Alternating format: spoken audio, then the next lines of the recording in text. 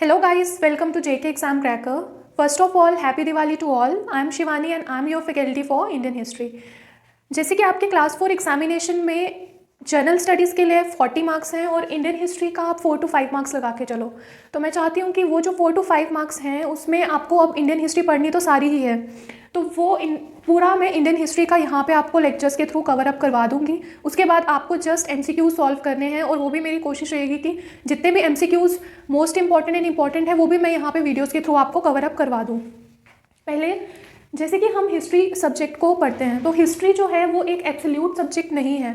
History maths की तरह नहीं है कि वो एक ही इक्वेशन या फॉर्मूलाज चल रहे हैं। वहाँ पे हिस्ट्री में जो इवेंट्स होते हैं बहुत सारे होते हैं और अलग अलग हिस्टोरियंस जो हैं वो हिस्ट्री को अलग अलग तरह से एक विजन दे के उसको एक्सप्लेन करते हैं। अब जैसे ब्रिटिश हिस्टोरियंस हैं तो ब्रिटिश हिस्टोरियंस कहते हैं कि हमने इंडिया को ट्रेन में इंट्रोड्यूस किया, तो हमने इंडिया में डेवलपमेंट लाया, बट वो ब्रिटिशर्स के अकॉर्डिंगली उनका एक विजन है, उनका एक अपना पर्सपेक्टिव है। तो history is not an absolute subject. जैसे कि एक बुक है an era of darkness doctor Shashi Tharoor sir की, तो वो आप पढ़ सकते हो। उसके बाद हिस्ट्री में जो मेन सोर्सेज हैं वो है आर्कियोलॉजिकल और लिटरेरी सोर्सेज। अब ये जो आर्कियोलॉजिकल और लिटरेरी सोर्सेज हैं ये 50-50 इनका कंट्रीब्यूशन है। इट्स लाइक कि एक कॉइन के दो साइड्स हैं, ठीक है, two sides of the same coin, तो ये दोनों एक दूसरे के बिना इनकम्प्लीट हैं। आर्कियोलॉजिकल एविडेंसेस हमें डिग करने से, खुदाई करने से जितना भी मटेरियल मिल रहा है तो वो हमारा आ गया आर्कियोलॉजिकल एविडेंसेस में। और लिटरेरी एविडेंसेस में जितनी भी हमारी हैंड रिटन स्क्रिप्ट्स होती हैं, जितना भी लिखा हुआ मटेरियल हमें मिलता है वो हमारा लिटरेरी सोर्सेज में अवेलेबल होता है। तो इन दोनों का कॉन्ट्रीब्यूशन 50-50 रहता है। प्री हिस्ट्री जो है, प्री हिस्ट्री में बोला जाता है कि प्री हिस्ट्री में सिर्फ हमारे पास आर्कियोलॉजिकल एविडेंसेस हैं बट लिटरेरी हमारे पास सोर्सेज नहीं हैं, रिटन स्क्रिप्ट्स नहीं हैं, तो वो हिस्ट्री को एक तरह से अच्छी तरह से एक्सप्लेन नहीं कर पाते। हम बजट एलोकेशन करते हैं, हम इतना पैसा इन्वेस्ट करते हैं रिसर्च पे, हिस्टोरियंस पे, क्योंकि हमारी जो पुरानी सिविलाइजेशन थी वहाँ पे क्या रिसोर्सेज यूज़ हो रहे थे, किस तरह से वो काम कर रहे थे, तो वो सब चीज़ें अगर हमें पता चल जाएँ तो हमारे पास एडवांसमेंट्स आ जाती हैं, हमारे पास, हम इस सिविलाइजेशन में उन एडवांसमेंट्स को यूज़ कर सकते हैं। तो प्री हिस्ट्री मतलब हमारे पास आर्कियोलॉजिकल एविडेंसेस हैं बट हमारे पास लिटरेरी सोर्सेज नहीं हैं। अब आ गया स्टोन एज और मेटल एज प्री हिस्ट्री में। अब स्टोन एज जो है वो डिवाइडेड है पेलोलिथिक, मीजोलिथिक एंड नियोलिथिक में। पेलोलिथिक जो है, पेलोलिथिक ओल्ड स्टोन एज थी, ठीक है, जिसमें 2 मिलियन BC से 10,000 BC के अराउंड ये थी। तो पेलोलिथिक ओल्ड स्टोन एज है, यहाँ पे सिर्फ हंटिंग, गैदरिंग और फायर का जो है फायरिंग वगैरह यूज़ होती थी। मीजोलिथिक जो है ये मिडल पोर्शन है, एम से मीजोलिथिक एंड एम से मिडल, ये पेलियो और नियो के बीच में पीरियड था और ये एक ट्रांजिशनल फेज़ था। तो मीजोलिथिक एक ट्रांजिशनल फेज़ था। ये ट्रांजिशनल फेज़ क्यों था? क्योंकि मीजोलिथिक जो है यहाँ पे हंटिंग, गैदरिंग और फायर हो रही थी, यानी कि ये सिर्फ गैदरिंग कर रहे थे उस टाइम पे। तो गैदरिंग से ग्रोइंग की तरफ, यानी कि नियोलिथिक की तरफ जब ग्रोथ हुई तो ये मीजोलिथिक ने एक पीरियड ने एक बड़ा रोल प्ले किया, यानी कि गैदरिंग से ग्रोइंग की तरफ आए, मीजोलिथिक का कंट्रीब्यूशन है। तो ट्रांजिशनल फेज़ है, ग्रोइंग फेज़ है। उसके बाद स्टोन एज से जब मेटल एज में जा रहे थे तो यहाँ पे चैल्कोलिथिक पीरियड आया, ठीक है, ये वाला।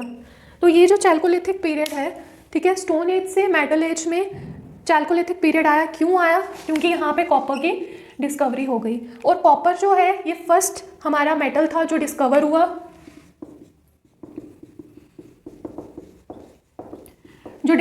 और पहला मेटल है जो यूज़ हुआ।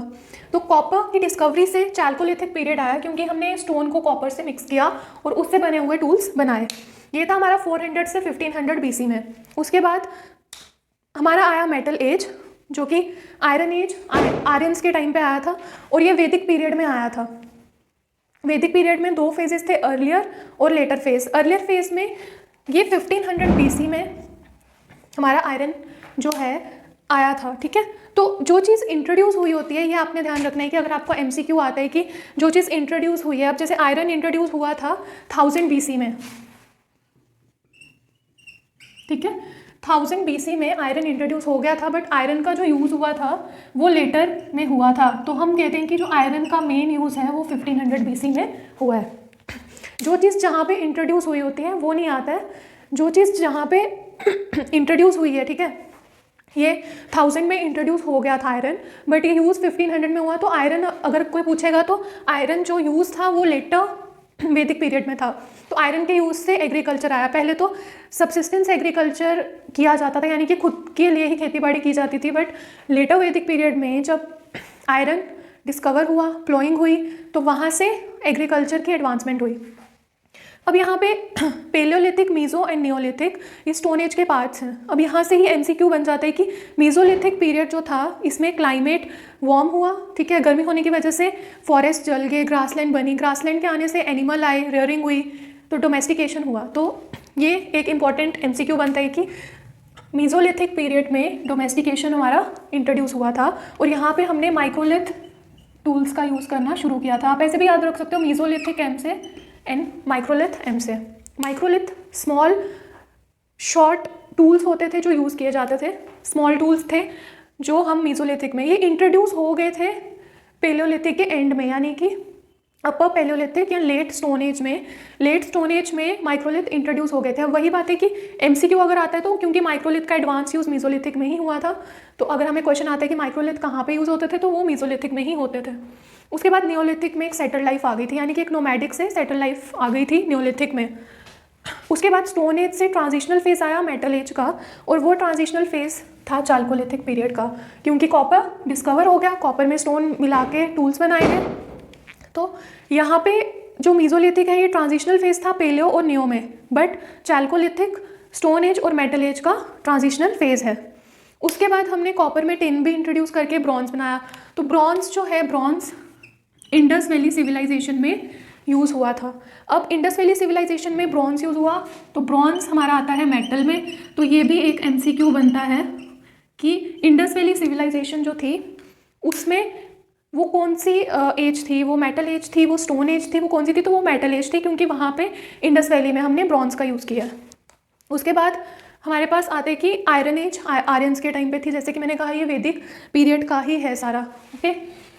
उसके बाद हमारे पास पैलियोलिथिक पीरियड। पैलियोलिथिक पीरियड जो है वो ओल्ड स्टोन एज है। तो ये पीरियड बहुत बड़ा पीरियड था, इसीलिए इसको 3 डिविजन्स में डिवाइड किया, lower, middle and upper. Lower means सबसे जो पुराना था, मिडल उससे ऊपर, और अपर सबसे ऊपर।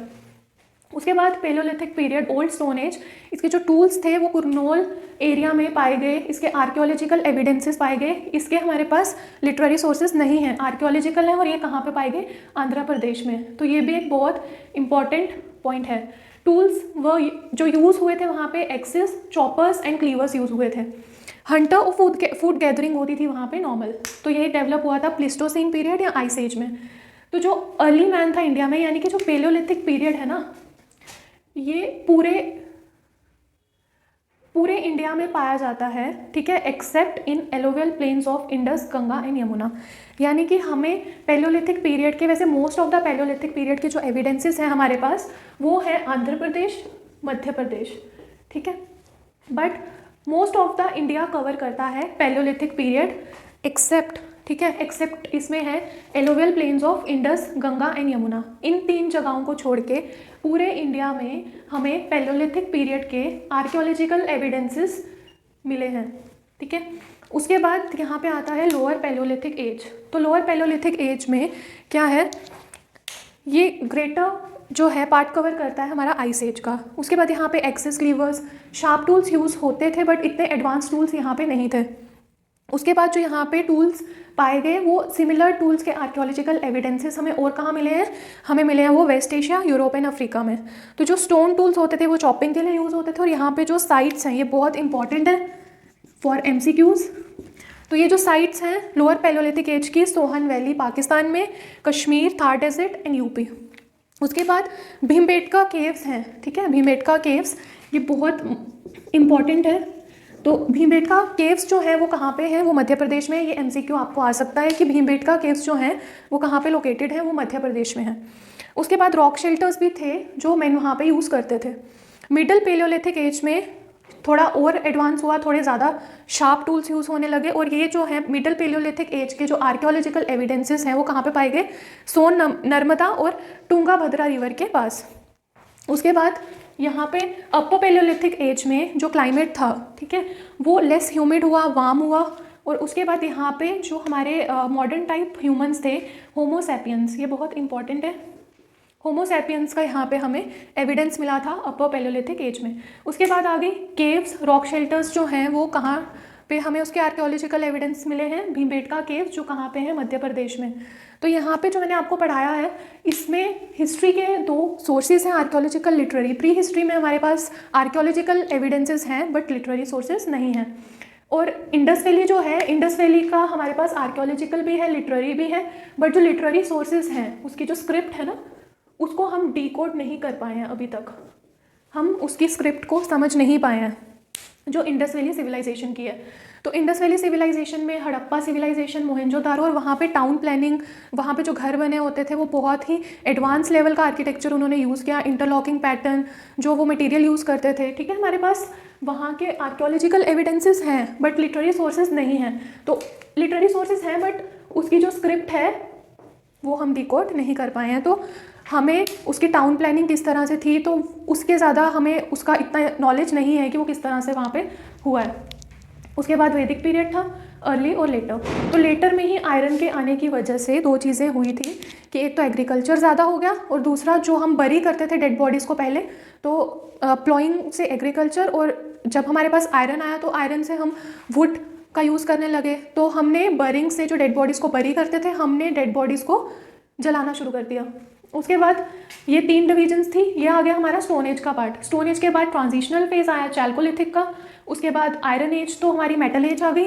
ठीक है, इसमें इंपॉर्टेंट जो मोस्ट इंपॉर्टेंट एमसीक्यूज हैं वो है कि माइक्रोलिथ टूल्स कहाँ यूज़ होते थे, मीसोलिथिक पीरियड में, और मीसोलिथिक ट्रांजिशनल फेज था पेलियो और नियो का। उसके बाद स्टोन एज और मेटल एज का ट्रांजिशनल फेज था हमारा चैल्कोलिथिक पीरियड। अब आप ऐसे भी याद रख सकते हो चैल्कोलिथिक सी से, और यहाँ पे कॉपर।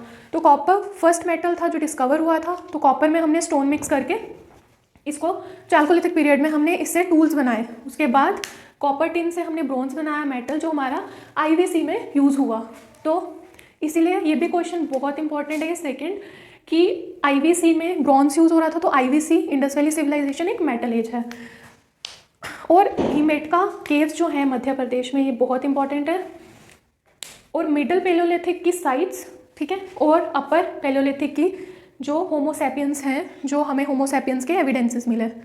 ओके स्टूडेंट्स, तो बाकी जो इसके बाद हम पढ़ेंगे लेटर स्टोन एज।